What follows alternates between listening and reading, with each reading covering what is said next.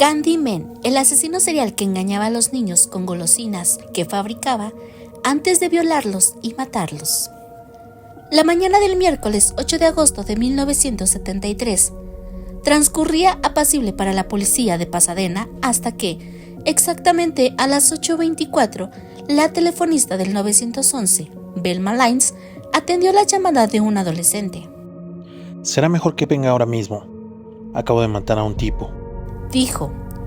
¿Dónde?, preguntó Velma sobresaltada. En Lamar 2020, respondió. El patrullero demoró apenas 5 minutos en llegar. Los policías encontraron a 3 jóvenes, 2 varones y una mujer, sentados en la vereda, a unos metros sobre el asfalto de la calle. Había un revólver. Está adentro. Yo lo maté. Le di 5 tiros, les dijo uno de los jóvenes llamado Elmer Henley. Los policías lo esposaron a los 3 y uno de ellos entró a la casa. Además del muerto tirado en el piso en medio de un charco de sangre, vio tablas contra la pared, de los cuales pendían sogas y esposas, y una cantidad impactante de juguetes sexuales. La radio policial ardió. Menos de una hora después, el lugar era un hormiguero de detectives, policías uniformados y técnicos forenses. Solo entonces, los primeros policías en llegar subieron a los jóvenes al patrullero para llevarlos a la comisaría e interrogarlos. Además de Elmer, de 17 años, eran Rhonda Williams, de 15 años, y Timothy Cordell, de 17. Uno de los agentes les leyó sus derechos, entre ellos el de guardar silencio. Elmer no lo dejó terminar. «No me importa, tengo que sacarme esto de adentro», le gritó. Así se conoció el siniestro raid de asesinatos del hombre que pasaría a la historia criminal estadounidense como Candyman, responsable de la muerte de 28 niños y adolescentes en apenas 3 años. Su nombre era Dean Arnold Curl. Tenía 33 años y no llegaría a cumplir ninguno más, porque era el muerto, cuyo cadáver estaba desparramado sobre el piso de la casa. Elmer era uno de sus cómplices. El otro, David Owen Brooks, también de 17 años, sería detenido unas horas después.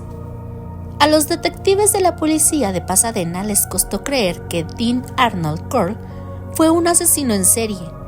Para la comunidad era un joven ciudadano ejemplar que había cumplido con sus obligaciones con el país en el ejército. Pujante, empresario y hombre generoso con los niños del barrio, que lo llamaban Candyman por su costumbre de regalarles golosinas de su propia fábrica. Había nacido el 24 de diciembre de 1939 en Fort Wayne, Indiana. Sus padres eran Mary Emma Robinson y Arnold Edwin Curl, que se divorciaron en 1946, cuando Arnold, como lo llamaba la familia, tenía 7 años. Tras la separación, la madre se mudó con él y su hermano Stanley. Dean fue un chico tímido, al que le costaba vincularse con sus compañeros. A los 7 años sufrió de fiebre reumática que no fue correctamente diagnosticada hasta 1950, por lo que tuvieron que prescribirle tratamiento psicológico. Ese mismo año, sus padres volvieron a casarse y se mudaron a Pasadena. En 1953, su madre se casó con Jake West, un relojero, y la familia se mudó a Vidor, donde nació Joyce, la hermanastra de Dean, en 1955. El matrimonio puso una pequeña fábrica de golosinas en el garage de la casa, que sería el primer paso hacia la construcción de una empresa pequeña pero exitosa. Allí, Dean trabajó día y noche mientras asistía a la escuela. A él y a su hermano les dieron la responsabilidad de manejar las máquinas y empaquetar las golosinas mientras su padrastro los vendía a kioscos y distribuidores. De 1954 a 1958, Dean fue a la Vidor High School, donde fue reconocido como un estudiante de buen comportamiento y buenas notas, pero también solitario. Por esta época, su única afición parecía ser la banda de música, donde tocaba el trombón. Cuando Dean terminó la secundaria, la familia decidió mudarse a las afueras de Houston, donde vendían la mayoría de los dulces, para abrir un local con el nombre Pecan Brent. En 1960, por petición de su madre, Dean se mudó con su abuela a Indiana. Durante ese tiempo mantuvo una relación con una chica que le propuso matrimonio en 1962, pero él se negó y volvió con su familia, que ya se había instalado en Houston Heights. Se mudó a un departamento sobre el local de la fábrica, y cuando su madre se divorció, se transformó en vicepresidenta de la compañía Core Candy. Pero Dean quería demostrarse algo, y en 1964 se enroló en el ejército. Lo destinaron a Fort Polk, en Luisiana, y después a Fort Benning, en Georgia, donde se entrenó como radiotelegrafista y preparador de radios. De acuerdo con los archivos del ejército, reflotados luego de descubrirse sus crímenes, su foja de servicios fue impecable. De todos muchos, no estuvo mucho tiempo con el uniforme, porque solicitó la baja debido a las dificultades económicas que atravesaba la fábrica familiar, que había quedado en manos de su madre. Se la dieron con honores el 11 de junio de 1965. Años más tarde, algunos de sus colegas relatarían que mientras estuvo en la fuerza, tuvo varias aventuras sexuales con otros soldados. De vuelta en casa, reasumió el cargo de vicepresidente de la compañía de golosinas y mantuvo una disputa legal con su expadrastro, que reclamaba la mitad. La empresa volvió a levantar vuelo gracias al esfuerzo de Dean, que trasladó la fábrica frente al Helms School. En lo que se creyó una estrategia de marketing, empezó a regalar sus productos a los chicos cuando salían de la escuela. Por esa razón, muy pronto lo empezaron a llamar Candyman. Pero las golosinas regaladas no tenían como motivo último un impacto publicitario para hacer conocer sus productos, sino que eran parte de un plan siniestro que nadie era capaz de imaginar.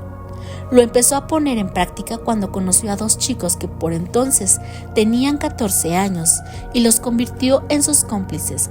Sus nombres eran David Owen y Elmer Wine. A David lo conoció en 1967 y lo transformó en su amante. A Elmer lo conoció 2 años más tarde a través de David. Con los dos hizo lo mismo. Primero les dio trabajo en la fábrica y cuando se ganó su confianza, les ofreció $200 por cada víctima que pusiera en sus garras. Cuando la policía los detuvo, Henley y Brooks tuvieron actitudes diametralmente opuestas. A Brooks no pudieron sacarle una palabra. En cambio, Elmer, como había anunciado desde el primer momento, habló hasta por los codos para sacárselo de adentro. Casi todo lo que se pudo saber de Candyman se debió a su confesión del 9 de agosto, que quedó archivada en las actas del juicio al que fueron sometidos. Allí contó: hace unos 3 años conocí a un tipo llamado Dean Curl. Dean era mucho mayor que yo, y un amigo de la escuela llamado David Brooks me lo presentó. David siempre viajaba en el auto de Dean, y todo. Tenía solo unos 14 años en ese momento, y pensé que esto era genial. David Brooks me dijo que podía conseguirme un acuerdo donde pudiera ganar algo de dinero, y me llevó a Dean Curl. Dean me dijo que pertenecía a una organización de Dallas que compraba y vendía niños, dirigían putas y drogas y cosas así. Dean me dijo que me pagaría $200, al menos por cada niño que pudiera traerle, y tal vez más si fueran chicos realmente guapos.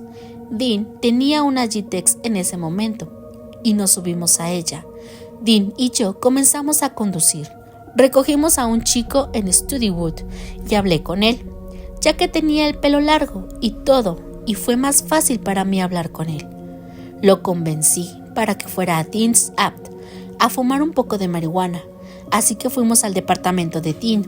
Allí lo ató de pies y de manos y le puso cinta adhesiva en la boca. Yo pensé que lo iba a vender a la organización y me fui con los $200. Recién al día siguiente, Elmer descubrió que Dean no había vendido a la víctima, sino que la había matado. Al día siguiente descubrí que lo había matado y también que lo jodió antes de matarlo. Este fue el comienzo de todo el asunto, y desde entonces he ayudado a Dean a conseguir otros 8 o 10 niños. No recuerdo exactamente cuántos. Dean los atornillaba a todos y a veces los chupaba y los hacía chupar a él. Luego los mataría. Yo mismo maté a varios de ellos con el arma de Dean y lo ayudé a asfixiar a algunos otros. Luego los tomábamos y los enterrábamos en diferentes lugares. David Brooks estaba con nosotros la mayoría de las veces. Creo que los únicos 3 en los que David Brooks no estuvo con nosotros fueron los últimos en la casa de Lamar Street en Pasadena. Les relató a los detectives. Así, con lujo de detalles, relató 28 secuestros, violaciones y asesinatos. A muchos de los chicos los habían engañado con la promesa de darles golosinas. A los policías les costó creerle. Solo lo hicieron cuando Elmer los llevó, uno tras otro, a los lugares donde había enterrado 8 cadáveres. ¿Por qué mataste a Carl?, le preguntaron los detectives a Elmer, ya convencidos. David y yo hablamos sobre matar a Dean para que pudiéramos alejarnos de todo esto, y varias veces he estado a una pulgada de matarlo, pero nunca me puse lo suficientemente nervioso como para hacerlo, hasta ayer, porque Dean me había dicho que su organización me atraparía si alguna vez le hacía algo. Respondió. Según Elmer, nunca se habría atrevido a matar a Carl si las cosas no se hubieran retorcido la noche del 7 de agosto, cuando cometió el error de llevar a una amiga a la casa de Candyman, algo que nunca había hecho. Contó que fue por casualidad, porque todo marchaba sobre ruedas. Había conseguido que Timothy, de 19 años, lo acompañara a fumar marihuana en lo de Gore. Ya tenía a la próxima víctima, lo que le reportaría otros $200. Sin embargo, en el camino encontró a una amiga de 15 años, Rhonda, que estaba llorando en la calle porque su padre la había pegado. Decidió llevarla con él y pedirle a Kurt que la refugiara esa noche en su casa. Cuando llegaron, Kurt se enfureció, pero pareció tranquilizarse de golpe. Les dio alcohol y drogas hasta que Timothy, Rhonda y el propio Elmer quedaron inconscientes. Cuando se despertaron, contó Elmer, estaban amordazados y maniatados. Kurt lo amenazó apuntándole con su revólver en la sien, pero él pudo calmarlo prometiéndole que participaría en la tortura de los otros 2, y entonces lo liberó. Candyman le ofreció un cuchillo de caza y le ordenó que cortara la ropa de Rhonda, mientras él torturaba a Timothy. Apenas Kurt le dio la espalda, Elmer agarró el revólver que había quedado sobre una mesa y le disparó en la cabeza. Después apretó el gatillo 4 veces más. Solté a los chicos y llamé al 911.